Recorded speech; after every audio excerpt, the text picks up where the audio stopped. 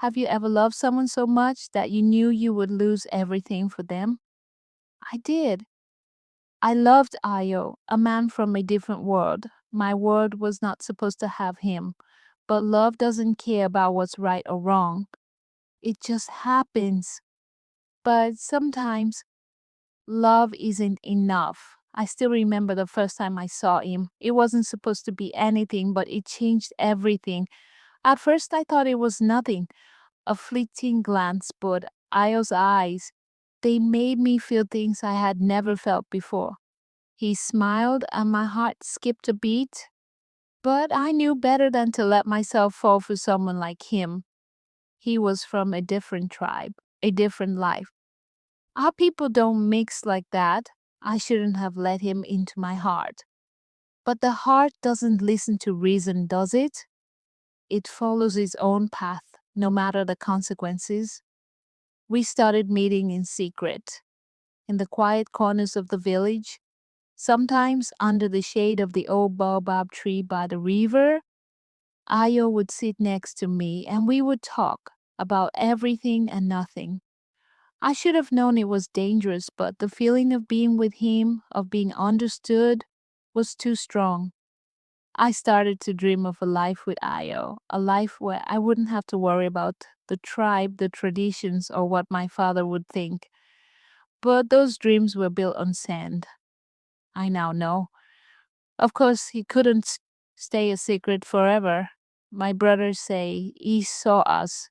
He didn't understand, he didn't know what it was like to love someone so deeply. He went straight to my father. That's when everything began to fall apart.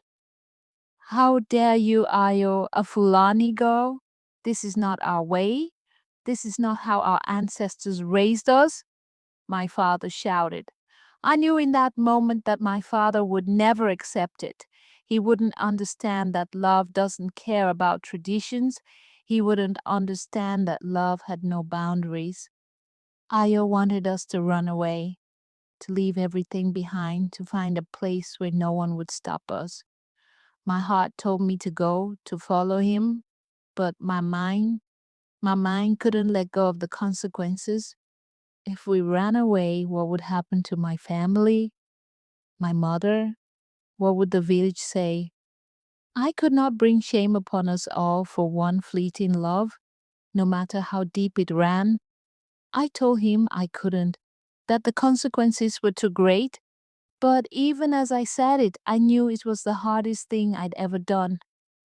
Years passed. I moved on, as we all must.